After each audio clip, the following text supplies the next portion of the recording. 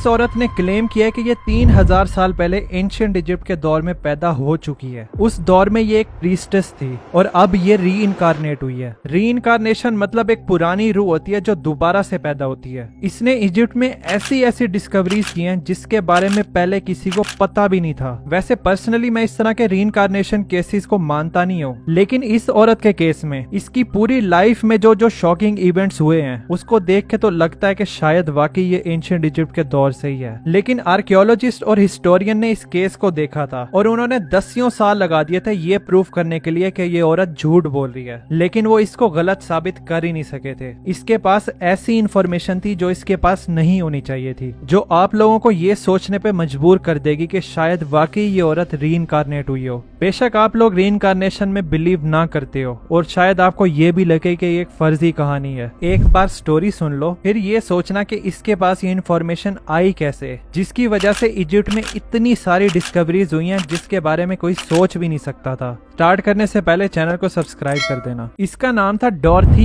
ED. ये 1904 में London की एक मिडिल क्लास फैमिली में पैदा होती है। ये अपने माँ बाप की इकलौती बच्ची थी। जब ये 3 साल की थी तो ये अपने घर की सीढ़ियों से गिरी थी और बेहोश हो गई थी। पेरेंट्स डॉक्टर को बुलाते हैं और डॉक्टर चेक करके बोलता है कि ये तो मर गई है। इस इंसिडेंट के सिर्फ 1 घंटे बाद जब डॉर्थी के पेरेंट्स इधर उधर होते हैं, डॉर्थी खड़ी होती है, अपने रूम में चली जाती है और खेलना शुरू कर देती है। पेरेंट्स और डॉक्टर रूम में आते हैं। वो लोग शॉक हो जाते हैं इसको जिंदा देखकर, बल्कि पेरेंट्स तो गुस्सा करते हैं डॉक्टर पे कि भाई तू किस किस्म का डॉक्टर है, जिंदा बच्ची को डेड डिक्लेयर कर दिया। डॉक्टर कसम खाता है कि वाकई ये उस टाइम मरी हुई थी। इस इंसिडेंट के कुछ अरसे बाद ही डॉर्थी के बोलने का अंदाज अजीब हो जाता है, मतलब उसका एक्सेंट चेंज हो जाता है। डॉक्टर्स और स्पेशलिस्ट ये बोलते हैं कि डॉर्थी फॉरेन एक्सेंट सिंड्रोम से सफर कर रही है और ये बड़ा कॉमन होता है उन लोगों में जिनको बहुत बुरी हेड इंजरी हुई हो। इसके अलावा डॉर्थी अपने पेरेंट्स को एक ख्वाब के बारे में बता रही थी जो बार बार इसको नजर आता था। वो बड़े बड़े पिलर वाली बिल्डिंग के बारे में बताती है और साथ ही वो एक खूबसूरत से गार्डन में होती है। उसको वो गार्डन बहुत ज्यादा पसंद होता है। उसके फूलों के बारे में बताती है और बताती है कि वो अपने दोस्तों के साथ वहाँ पर है। डॉर्थी सिर्फ 4 साल की बच्ची होती है और वो इस जगह को अच्छे से एक्सप्लेन कर ही नहीं पा रही थी और ना ही उसको ये पता था कि ये जगह है किधर। बस वो इस गार्डन के पीछे पागल थी जो ख्वाब में उसको बार बार नजर आ रहा था और वो हर वक्त इस गार्डन के बारे में बातें करती रहती थी। डॉर्थी के पेरेंट्स ये नोट करते हैं कि डॉर्थी हर वक्त रोती रहती है कि उसको अपने ख्वाब वाली जगह पर जाना है। अब तो डॉर्थी उसे अपना घर कहने लग गई थी। डॉर्थी की माँ उसको बोलती है कि डॉर्थी तुम घर ही हो। डॉर्थी बोलती है कि नहीं, ये मेरा घर नहीं है, मेरा घर तो उस गार्डन में है, बिल्डिंग के पास। अब होता ही है कि डॉर्थी को डिस्ट्रैक्ट करने के लिए उसके पेरेंट्स उसको ब्रिटिश म्यूजियम ले जाते हैं जिधर बड़े बड़े एंशिएंट इजिप्ट के एग्जीबिशन सेट लगे हुए थे। जब वो इस म्यूजियम के अंदर जाते हैं और डॉर्थी देखती है कि उधर फेरोज के स्टैचूज पड़े हैं, पिरामिड्स की पिक्चर लगी हुई हैं, वो भागकर इस एग्जीबिशन में जाती है और अलग अलग फेरोज के स्टैचूज और फिंक्स के पांव चूमने लग जाती है और वो चीख चीख कर बोलती है कि मैं अपने घर आ गई हूँ, ये सब मेरे ही लोग हैं। पूरे म्यूजियम में इसने शोर मचा दिया था और वो इधर से वापस जाने को तैयार ही नहीं थी। डॉर्थी के पेरेंट्स उसको चुप करवा रहे थे। वो बड़ा एम्बेरस थे क्योंकि सब लोग देख रहे थे कि पता नहीं इनकी बच्ची के साथ क्या हुआ है। डॉर्थी फिर अपने पेरेंट्स के साथ वापस चली तो जाती है, लेकिन इसके बाद उसको ये पता चल जाता है कि वो जगह जो इसको ख्वाब में नजर आती थी वो एंशिएंट इजिप्ट था। तो वो एंशिएंट इजिप्ट के साथ पूरी तरह ऑब्सेस्ड हो जाती है। जब डॉर्थी 6 साल की होती है और उसको पढ़ना लिखना आ जाता है इंग्लिश में, तो वो इजिप्शियन हायरोग्राफिक्स में इंटरेस्ट लेना शुरू कर देती है। वो बताती है कि उसको पता तो है कि ये क्या है, लेकिन वो भूल गई है कि इसको पढ़ना कैसे है। 7 साल की उम्र में डॉर्थी एक टेक्स्ट बुक को देख रही होती है तो उसके सामने टेम्पल ऑफ सेटी द फर्स्ट की पिक्चर आ जाती है जो अबेडोस इजिप्ट में है। जैसे ही वो इस पिक्चर को देखती है तो वो बोलती है यही तो मेरा घर है और मैं इधर से ही हूँ। फिर वो टेम्पल के इस टूटे हुए एरिया को पॉइंट करके कहती है कि यहाँ पर तो गार्डन था, तो सारे दरख्त किधर गए और ये इस तरह क्यों दिख रहा है। डॉर्थी को ये समझ नहीं आ रही थी कि ये सब हजारों साल पुरानी बात है। उसी टेक्स्ट बुक में एक फेरो सेटी द फर्स्ट की भी पिक्चर थी जिसके नाम पे इस टेम्पल का नाम रखा गया था। जब डॉर्थी इस वेल प्रिजर्व्ड मम्मी को देखती है तो वो बहुत ही जोश में आ जाती है और कहती है कि मैं इस इंसान को अच्छी तरह से जानती हूँ।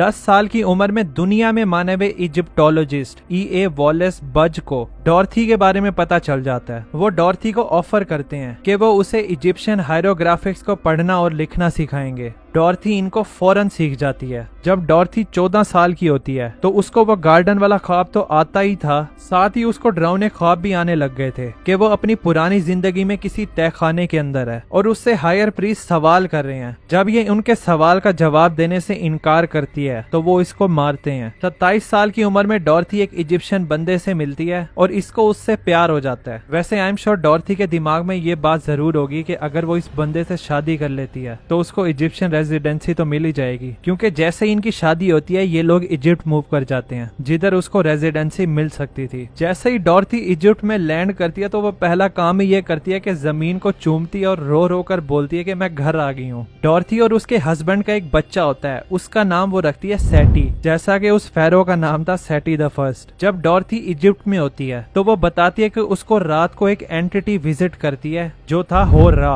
ये फैल्कन की तरह दिखने वाला इजिप्शियन डीएटी था। डॉर्थी बताती है कि ये फेरो सेटी द फर्स्ट की रूह थी। अपने पहले साल इजिप्ट में डॉर्थी रात के टाइम हिप्नोटाइज स्टेट में चली जाती है। वो सो रही होती है, एकदम से उठती है और इजिप्शियन हायरोग्राफिक में तेज तेज लिखना शुरू कर देती है आधी रात को। उसका हस्बैंड उठता था और उसको देखता था इस हालत में, लेकिन वो इससे बात नहीं कर पाता था क्योंकि डॉर्थी बोलती है कि उस टाइम होर्रा उससे बातें बता रहा होता था और वो उन बातों को नोट कर रही होती थी। असल में होर्रा उसे ये बता रहा होता था कि पहले वो कौन हुआ करती थी। होर्रा के मुताबिक ये एक लड़की थी जिसका नाम था बेंट्रेशेट और ये 3000 साल पहले फेरो सेटी द फर्स्ट के टाइम पीरियड में जिंदा थी। ये टेम्पल ऑफ सेटी में रहती थी गार्डन के पास। 1 साल तक डॉर्थी ये नोट करती रहती है इजिप्शियन हायरोग्राफिक में और ये 70 पेजेस लिख लेती है जो इसके पहले की लाइफ स्टोरी थी और वो ये है। डॉर्थी के तौर पर पैदा होने से पहले ये एक इजिप्शियन औरत थी जिसका नाम था बेंट्रेशेट। इसके फादर सोल्जर थे और इसकी माँ फल बेचा करती थी जो मर गई थी जब ये 3 साल की थी।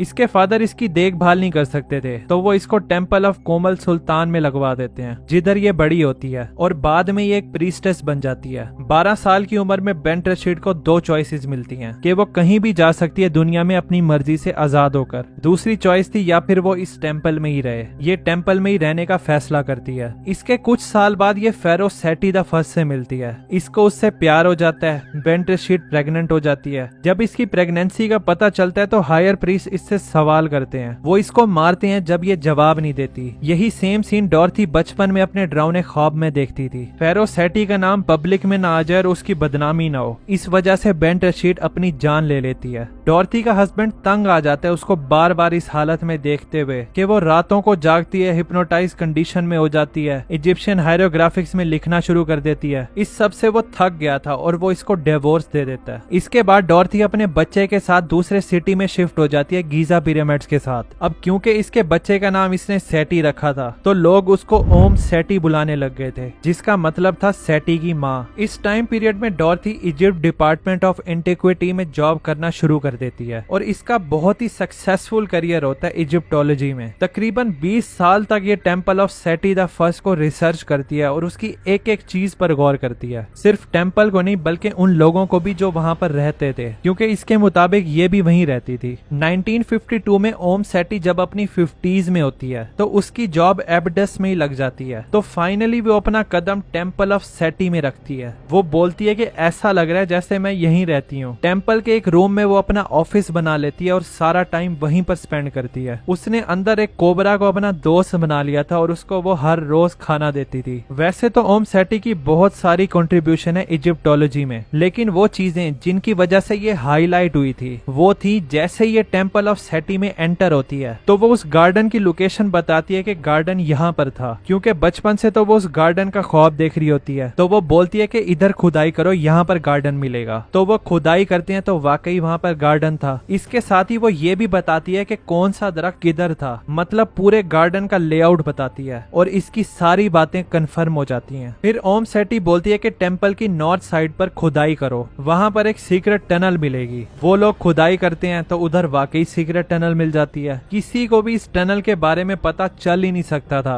और ऐसा हो ही नहीं सकता था कि ओम सेटी को इसके बारे में बगैर किसी एक्सटर्नल नॉलेज के पता हो। इसके अलावा ओम सेटी ने रिसर्चर्स को बोला था कि वो सर्च करें एक स्पेसिफिक एरिया में जिसका नाम था वैली ऑफ द किंग्स। वहां पर एक फॉरगॉटन टॉम है। जब रिसर्चर्स उस एरिया में देखते हैं तो वहां पर एक टॉम मिल जाता है जो पहले डिस्कवर ही नहीं हुआ था। इसकी कोई एक्सप्लेनेशन नहीं है कि ओम सेठी को इतना सब कैसे पता चला इजिप्शियन कल्चर के बारे में, जो लोगों को ये सोचने पर मजबूर कर देता है कि शायद वाकई ये रीइंकारनेट हुई हो। वीडियो को लाइक करने के बाद कमेंट्स में जरूर बताना कि आपको इसके बारे में क्या लगता है कि ओम सेठी वाकई रीइंकारनेट हुई है। और वो जो वैली ऑफ द किंग्स में लॉस्ट टॉम डिस्कवर हुआ था वो था फेरो टूटनखामुन का। ये इंसान की हिस्ट्री की सबसे बड़ी आर्कियोलॉजिकल फाइंडिंग थी। बाकी सारे टॉम हिस्ट्री से लेकर आज तक खुले हुए थे और उनमें चोरियां भी बहुत ज्यादा हुई थी, लेकिन इजिप्शियन के दौर से लेकर अब तक ये टॉम छुपा हुआ था और 3245 साल बाद ये टॉम पहली बार खुलने लगा है। इस टॉम में जो जो चीजें निकली थी उसके बारे में मैंने ये वाली वीडियो बनाई है, आपको हाईली रिकमेंड करूंगा कि आप जरूर देखना। मिलते हैं फिर उस लॉस्ट टॉम में। Thanks for watching.